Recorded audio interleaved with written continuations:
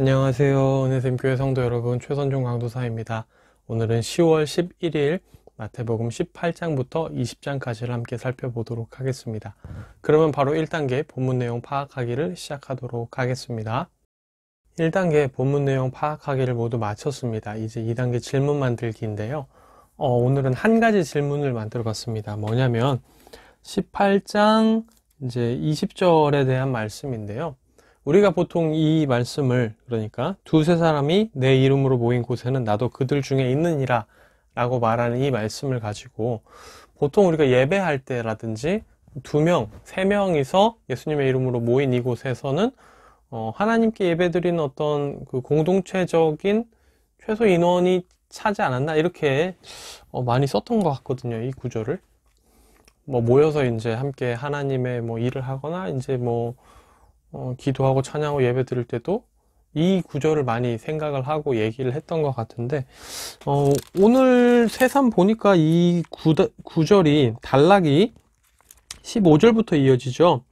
내 형제가 죄를 범하거든 내 형제를 이제 권고하라. 만약에 들으면 형제를 얻은 것이고 듣지 않거든 한두 사람을 데리고 가서 두세 증인의 입으로 말마다 확증하게 하라라고 얘기를 하죠. 여기서 두세 사람에 대한 얘기가 나옵니다. 그래서 지금 이 두세 사람이 내 이름으로 모인 곳에는 나도 그들 중에 있느니라 이 말이 이전에 흔히 쓰던 대로 뭔가 두세 사람이 예수님의 이름으로 모이면 이제 그 예배 공동체로서 그 예배를 주님이 기뻐 받아주시는 이제 이런 말씀으로 그대로 써도 되는가? 이렇게 우리가 해석을 해도 문제가 없는가? 이런 것들이 좀 궁금해져서 이거를 한번 오늘의 질문으로 잡아봤습니다. 그러면 3단계 질문에 대한 대답 찾기로 넘어가도록 하겠습니다. 3단계 질문에 대한 대답 찾기를 시작하도록 하겠습니다. 이 부분은 제가 주석들을 찾아보니까 기본적으로 이제 우리가 늘 쓰던 그 표현 그대로 이해하는 게 전혀 문제가 없는 것 같아요.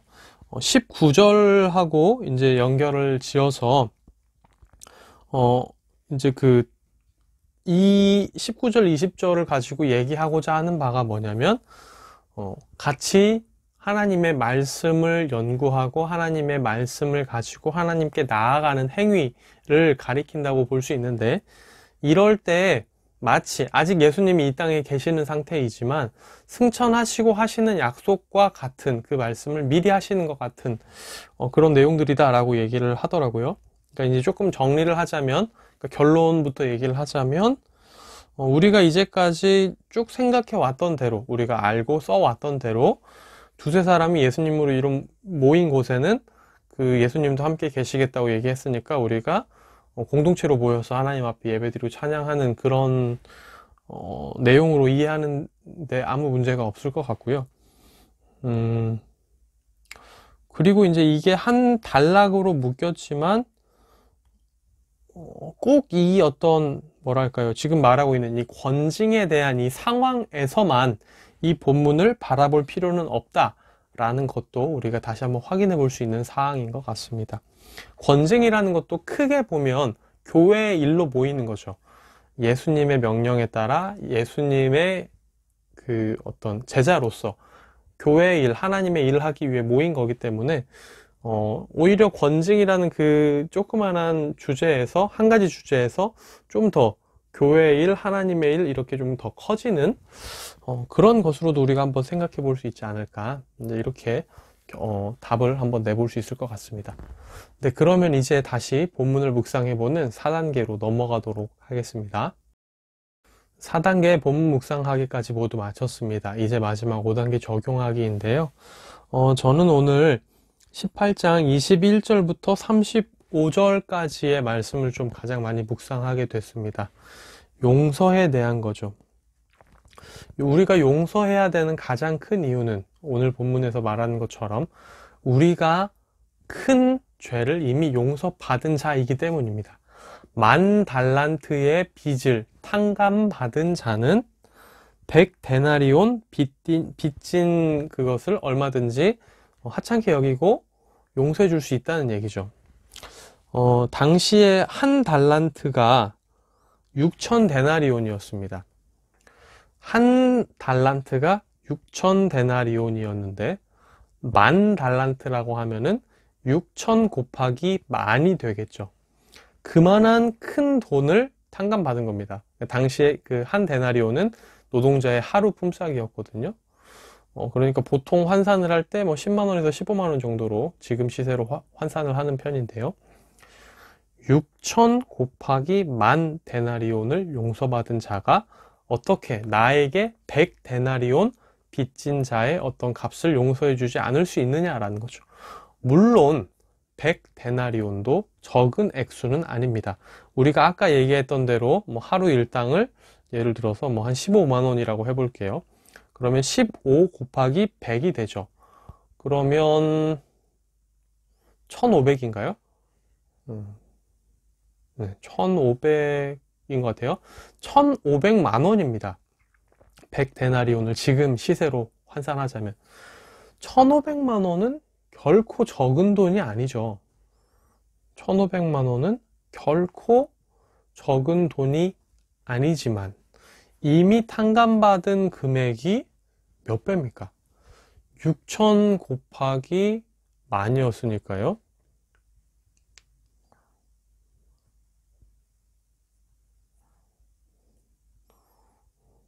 네, 지금 제가 좀 헷갈리는데 엄청나죠? 지금 이게 곱하기로 해도 지금 네, 비교가 안 될 정도입니다, 지금. 그러니까 그 큰 금액을 용서받았기 때문에 비록 1,500만 원이라는 돈이 우리에게 결코 작은 돈이 아니지만 뭐 몇백억, 몇백억, 몇천억을 탕감받은 사람에게 그 입장에서 보면 1,500만 원은 그렇게까지 큰 금액은 아니죠. 비율로 따지자면. 그러니까 이게 계속 강조가 되면서 누군가 우리에게 용서받지 못할 짓을 할 수 있습니다. 누군가 우리에게 큰 상처를 줄 수 있죠. 그게 적지 않은, 결코 작지 않은 상처일 수 있습니다. 어쩌면 우리가 평생에 가지고 가야 할 트라우마처럼 큰 상처일 수도 있습니다. 그럼에도 불구하고 우리가 하나님께 받은 죄 용서는 그와 비교할 수 없을 만큼 더 크기 때문에 우리가 용서해야 된다라고 말씀하고 계시죠. 근데 저 자신을 돌아보면 왜 이렇게 용서하기가 힘든지 참. 용서를 아는 자답게 용서를 해야 되는데 제가 속이 그렇게 막 제가 대인배가 너무 되고 싶지만 아직도 제 그릇이 그렇게 넓지 않은가 봐요. 자꾸 이제 그 지나간 어떤 받았던 상처 같은 것들이 누군가를 생각할 때 생각이 나고 용서해야 되는데 하면서도 쉽게 용서를 못하고 있는 모습들을 제 안에 발견하게 됩니다. 의지적인 것도 분명히 필요한 것 같아요. 사람을 용서하는 데는 그냥 시간이 흘러서 감정이 마모되기까지만을 기다리는 게 아니라 의지적으로 계속해서 내가 먼저 받은 그 큰 죄의 용서를 생각하면서 의지적으로 더 그 사람들에 대한 용서를 되새기고 결단하고 계속 그렇게 싸워 나가야 되는 부분이 아닌가. 그래서 예수님께서 베드로에게 7번을 70번까지라도 용서해라 라고 얘기하신 게 아닌가, 이런 생각들을 하게 됩니다. 네, 그래서 오늘의 적용은 용서입니다.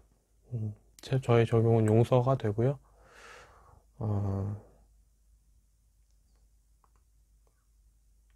제 안에 용서해야 될 사람들을 의지적으로 더 오늘 하루 더 용서해야겠다, 그런 생각을 하게 됩니다. 왜냐하면 제가 더 큰 죄를 용서받은 사람이니까요. 참 쉽지 않은 이야기지만 그래도 기도하면서 다시 한번 더 미워하는 마음, 그리고 정말 그 사람에 대해서 이제 좀 어려운 마음들을 다 다시 한 번 더 하나님 앞에 내려놓고 더 용서하게 해달라고 의지적으로 기도하며 나아가는 하루를 보내야 될 것 같습니다. 네, 그러면 오늘의 큐티는 여기서 마무리가 되고요. 내일 다시 뵙도록 하겠습니다. 안녕히 계세요.